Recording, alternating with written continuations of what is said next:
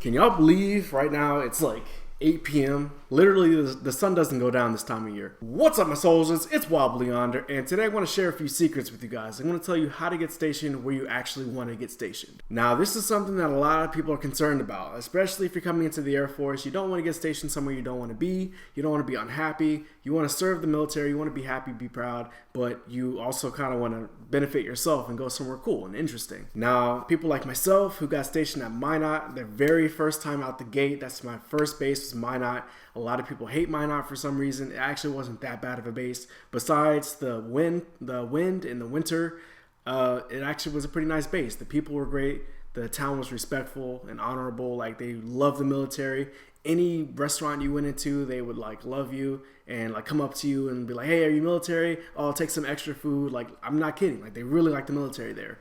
The family is great there. The community, I feel like people are really tight knit there, because I think most people know, like, you're in Minot, you might as well make the best out of it. The gym is great there. The chow hall was okay.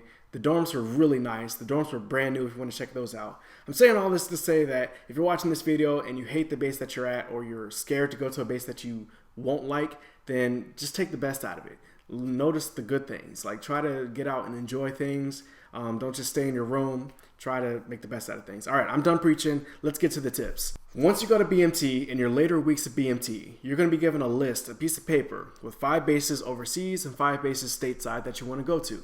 You're going to fill these out, and you're going to say, I want to go to this state in general, or you could say, I want to go to these bases in general, or in the countryside or overseas side, you could say, I want to go to this country in general, any base in this country, or you could say specific bases. They'll probably tell you to, if you really want to go to Japan, to put Japan as your country that you want to go to, and then put all Japan bases underneath it. That way you have the best chance of getting into Japan.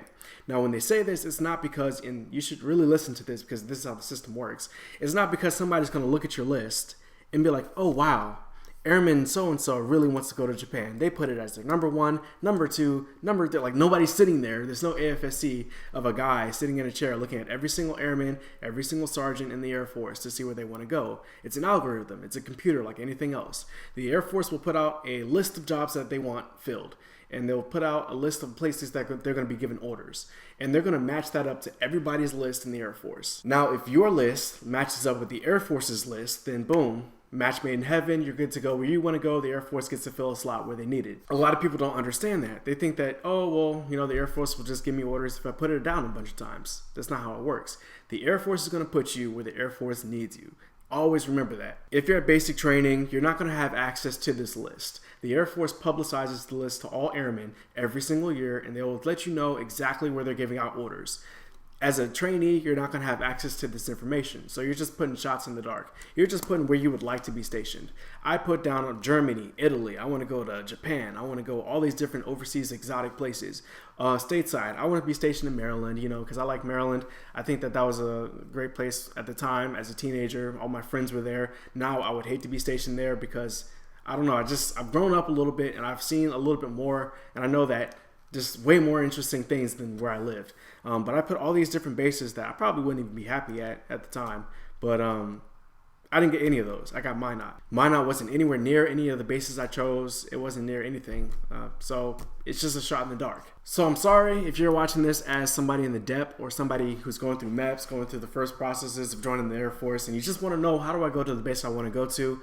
You're really just taking a shot in the dark. I would suggest to you to look up all the bases that your job is available at and just do some thorough research. Just know what bases are available for you. If you're security forces, you can go anywhere in the world to any Air Force base. However, if you're something a little less common, like egress, we're only available at certain fighter, anywhere that fighter jets are available, or certain bombers. So we have a lot less choices. What a lot of people don't know is that after basic training, you can still update your dream sheet. You can always update your dream sheet. How do you do this? You go onto what's called the AMS. So the Air Force has this thing called the Assignment Management System. So once you finally finish tech school, you go to your first base, the Air Force is going to have this website for you through the Air Force portal. So you'll go into this thing called AMS, you'll put in what your AFSC is, your job, and the Air Force will kick out a list of all the different places that they're giving out orders for that year. This is what I did. When I was at Minot and I was at my first base, I didn't mind it, but my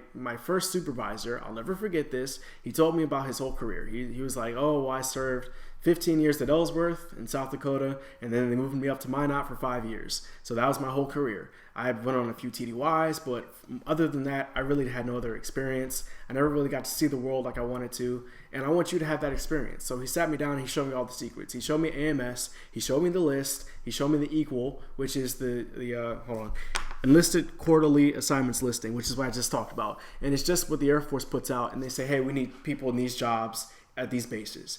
Then you can take that and match that up with your dream sheet. So go on AMS, match that up with the EQUAL, and then you can now have a more compatible list with the Air Force. So now the Air Force will say, okay, well, we're giving out 12 orders to Kunsan, we're giving out 15 orders to Germany, which is probably not going to happen. But let's just say, for the sake of the argument, we're giving out 15 orders to Germany. Now you can say, okay, well, I really want to go to Germany, so I'm going to put Germany as my number one, and then I'm going to put Lakenheath as my number two. Lakenheath is definitely in England. Ramstein is definitely in Germany. Yeah, Ramstein. So I'm going to put in Germany and then Ramstein. I know my bases. And that's what I did. I saw that the Air Force was giving out orders to Alaska and Elmendorf. So I put Alaska as my number one, Elmendorf as my number two, and nothing else. I got orders within a few months. Just keep in mind that the Air Force's needs come first, service before self. No matter where they need you is where you're going to go. You also want to make sure that you don't have anything on your record that might prevent you from getting orders. So maybe you put out your list and it matches up perfectly with the Air Force, and the Air Force is about to pick you and you're about to go to Hawaii, and then they see, oh, but you failed your PT test. Oh, but you have Article 15 in progress right now.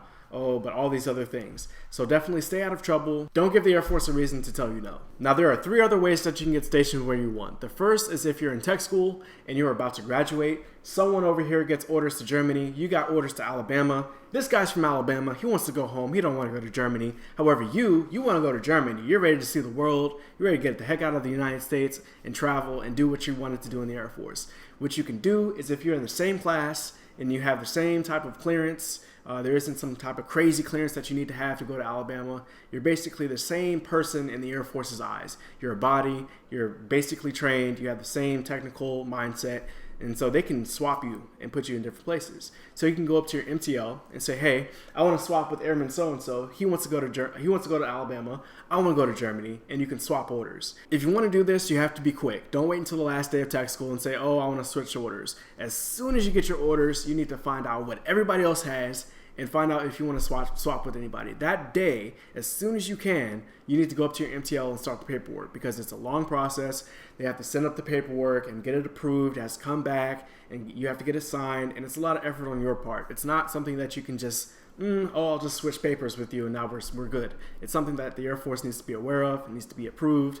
And it's not a long process, but it can be long, because usually you get your orders towards the end of your tech school and you won't have enough time to swap. For the shorter tech schools. Longer tech schools, you might have a little more time, but definitely stay on top of it and don't let that slack. So that's one way. Another way is if you are overseas at an overseas base and you are returning to a stateside base. You can do what's called the SWAP program. I just learned about this last week. The SWAP program is when you can take orders from another person anywhere else in the Air Force in your same AFSC who is also returning back to stateside, and you can swap orders with them, much like tech school.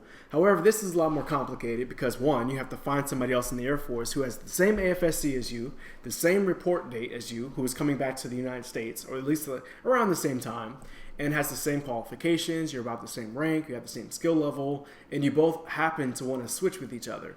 So it's very unlikely, but it is a program. In case you were wondering, there's your information. The last one is if you are coming from Korea, and it's called a follow-on base. A lot of people have heard about this one before. If you get stationed in South Korea, you can apply for a follow-on base. So you can go pretty much wherever you want to go. You can apply. Now, this doesn't guarantee you, but you have a pretty good chance of getting wherever you want to go. This is sort of an incentive for people to go to South Korea and be stationed there, just to keep manning up and keep people happy. If you know that you're going to go where you want to go after Korea, you might perform a little better while you're there. Also, Osan's a pretty cool base from what I've heard. So is Kusan, but Osan's a little better.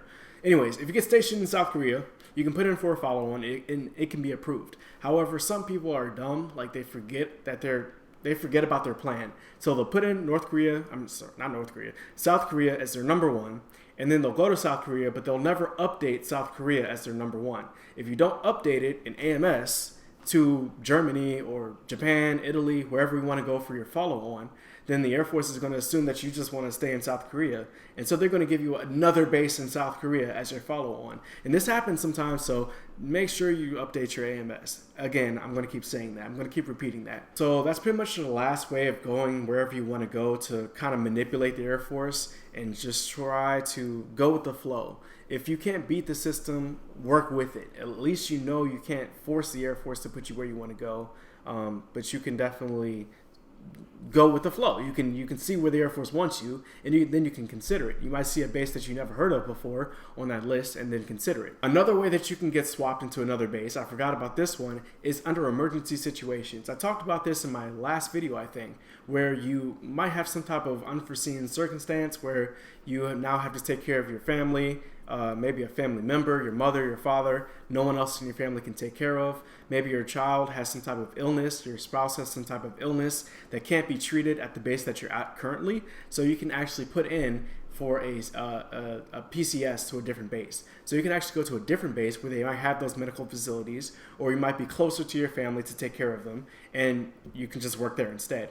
And that also has to do with cross-training. Like, you might have to switch jobs to do that if your job isn't available there. But that's pretty much it, guys. If you guys have any questions, please leave them down in the comment box below. I think this is an interesting video. I think a lot of people are going to be interested to hear what I have to say about this. Hopefully my tips will help some people out. But thank you guys for watching. I'll see you guys next time. Peace out.